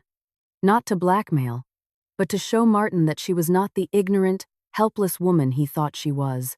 2 months later, armed with enough evidence, Eliza secretly filed for a protective order and legal separation. The court, based on her evidence and a statement from Henry, granted the order, forcing Martin to move out of the house. He was furious. But faced with the law and the unspoken threat of what Eliza knew about his business, he was forced to negotiate. The separation was a long, grueling battle. But with the support of the lawyer and the Women's Center, Eliza grew stronger every day. She started therapy. She got a part-time job tutoring Mandarin. It was a small income, but it was hers. The smiles returned to her children's faces. I talked to Eliza regularly. Her voice, once trembling and fearful, is now steady. "Meg, I took the subway to the lawyer's office by myself today. I didn't get lost." "Meg, I got a part-time job at a cafe. The owner is really nice." "Meg, Henry told me today, Mom, you don't seem so scared anymore. I know the road ahead is still long and difficult, The divorce, the custody battle, the financial settlement, each will be a war. Martin and his family will not give up easily, but Eliza, my best friend, after being consumed for 15 years, is finally, slowly, piecing herself back together. She is no longer the perfect, smiling Mrs. Davenport, terrified of her husband's footsteps. She is learning how to be Eliza Chen again. The process is painful and slow, but she is on her way, and I'll be right where she can see me, telling her, "Don't be afraid. I'm here."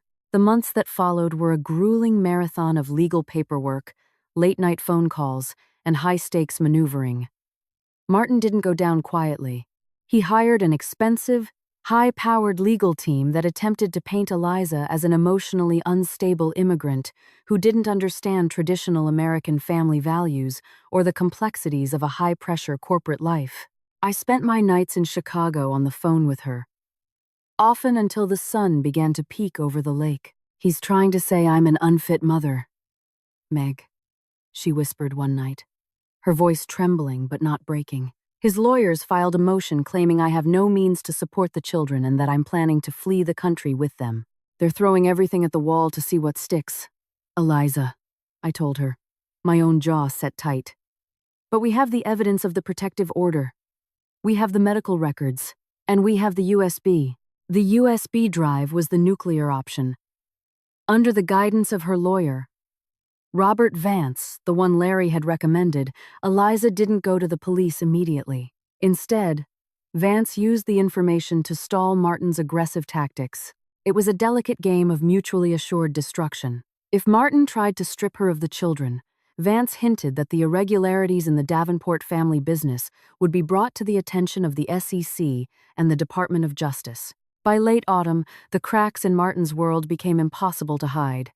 The bad things Henry had seen were worse than simple embezzlement. Martin's company had been bypassing safety protocols on heart valves, selling subpar medical equipment to hospitals in developing nations while laundering the profits through shell companies in the Caymans. The FBI finally raided the Davenport corporate offices on a Tuesday morning in November. I flew out to Boston the following weekend. The perfect house in the suburbs was gone, seized as part of the corporate investigation and the looming bankruptcy. Martin was out on bail, living in a cramped apartment provided by his parents, awaiting a trial that would likely send him to federal prison for a decade. I found Eliza in a modest two-bedroom apartment in a diverse, bustling neighborhood in Quincy. It was a far cry from the sterile mansion. There were piles of laundry on the sofa, a half-finished puzzle on the table, and the smell of actual cooking, garlic, ginger, and soy permeating the air. The children weren't porcelain dolls anymore. They were loud. They were messy.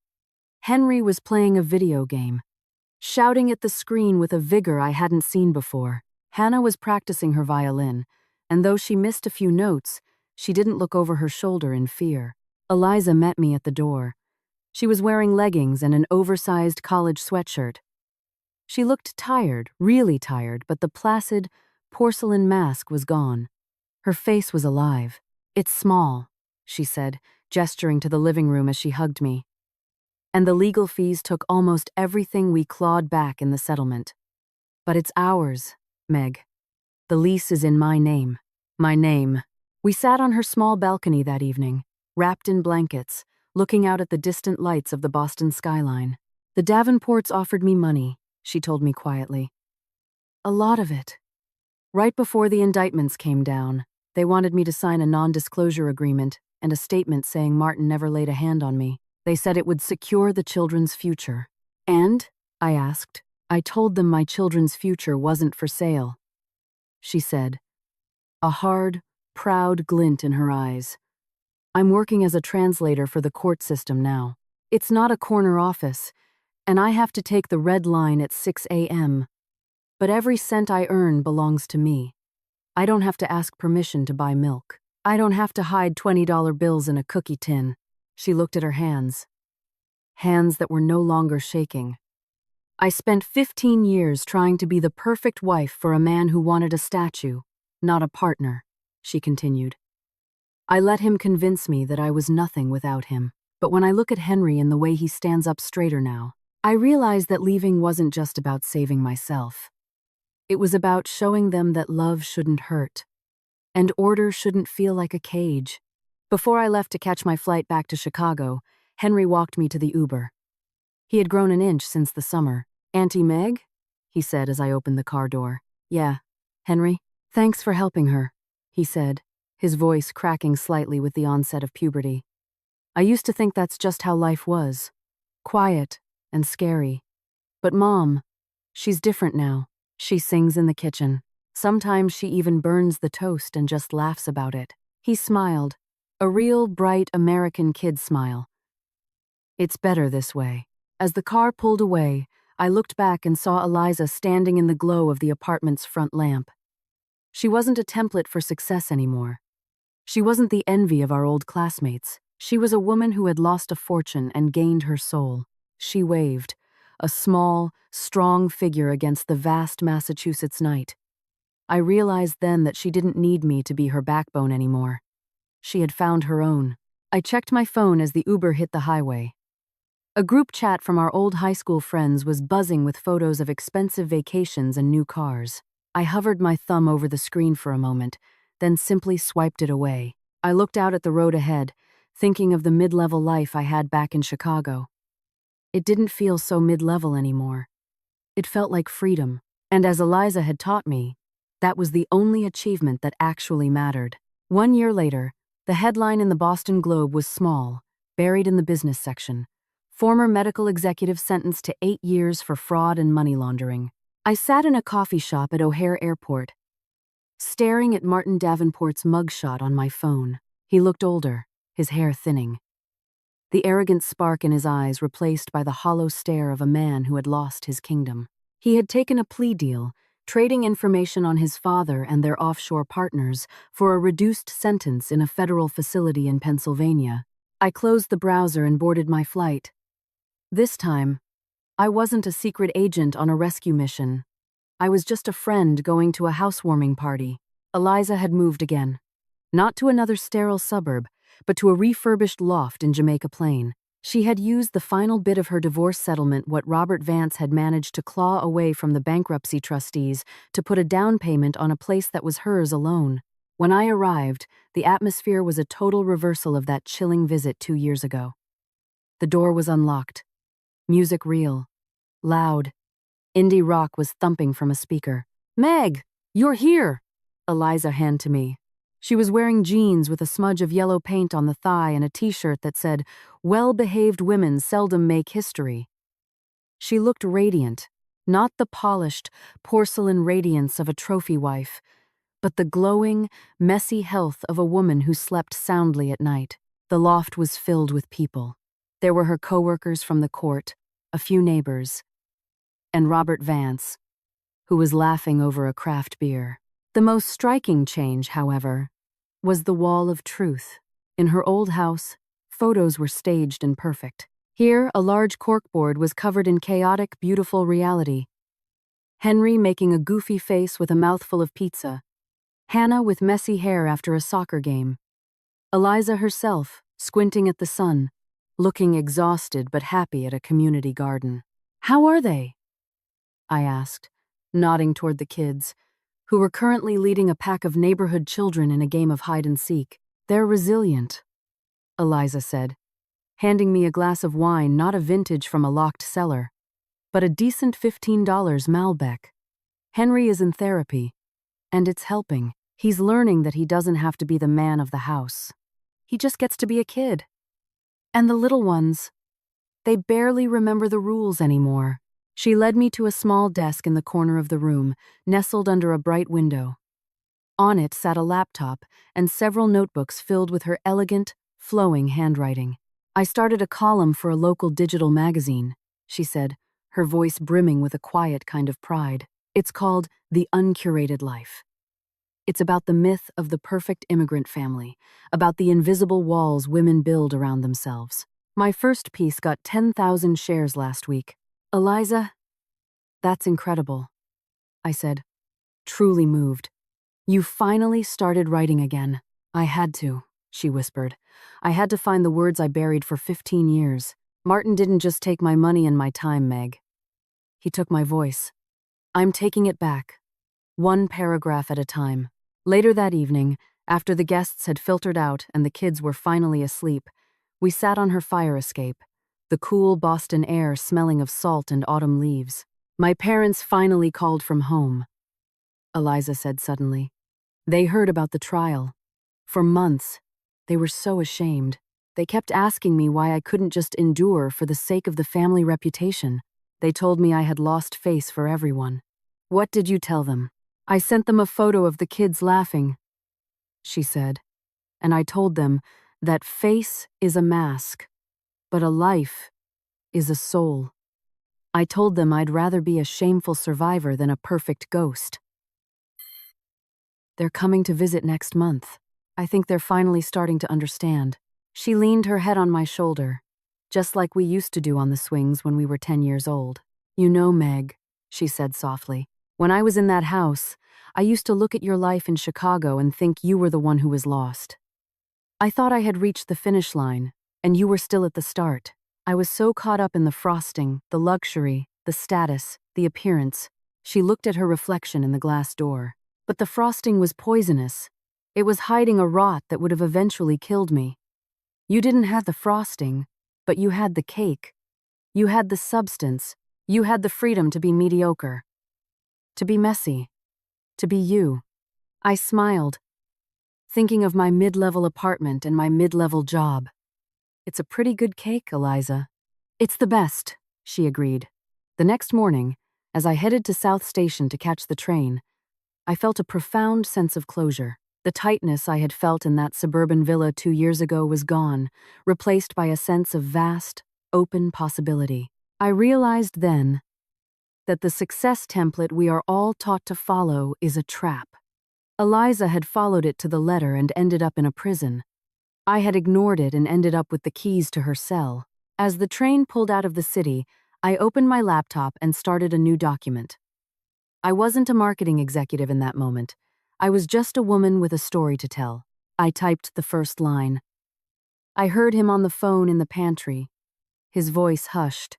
I looked out the window as the Massachusetts woods blurred into a streak of green and gold. Eliza had found her voice, and in helping her, I had finally found the courage to use mine. We were no longer upstairs and downstairs or successful and unsuccessful. We were just two friends, finally breathing the same free air, writing our own endings. And I'll be right where she can see me, telling her, "Don't be afraid. I'm here."